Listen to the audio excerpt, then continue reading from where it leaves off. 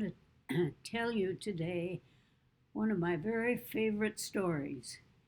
I was a kindergarten teacher when I was a young lady, and I'm Sally's mother, by the way.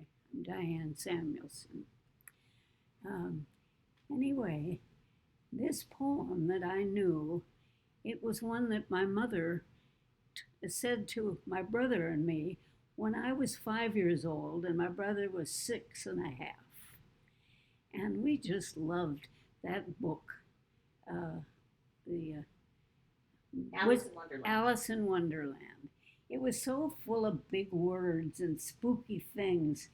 He loved to do spooky things, but he made up all the words. And of course, the people who would read the stories to children were usually their mothers or big sisters who'd say, "Oh, this isn't anything to be afraid of." But it was spooky.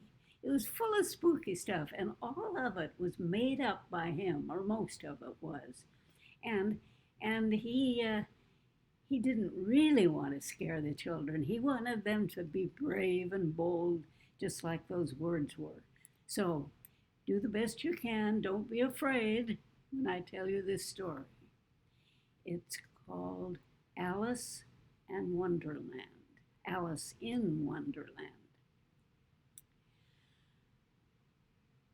'Twas brilliant. Thank you. By the way, I don't remember everything. That's what she's for. Okay.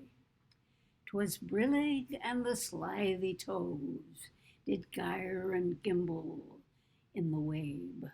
All mimsy were the borogoves, and the mome raths outgrabe. Beware the Jabberwock, my son, the jaws that bite, the claws that catch. Beware the Jubjub bird, and shun the frumious Bandersnatch. He took his vorpal sword in hand.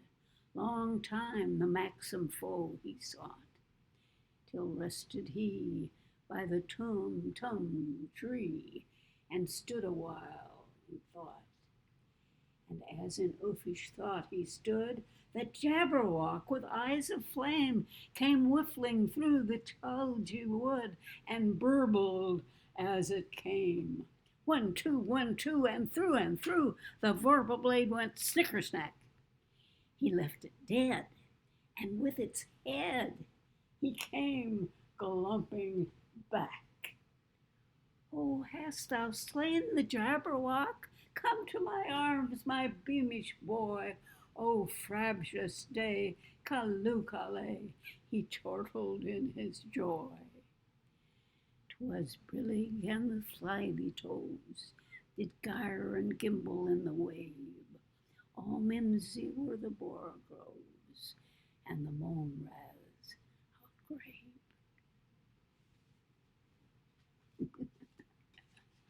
Okay. Crazy stuff.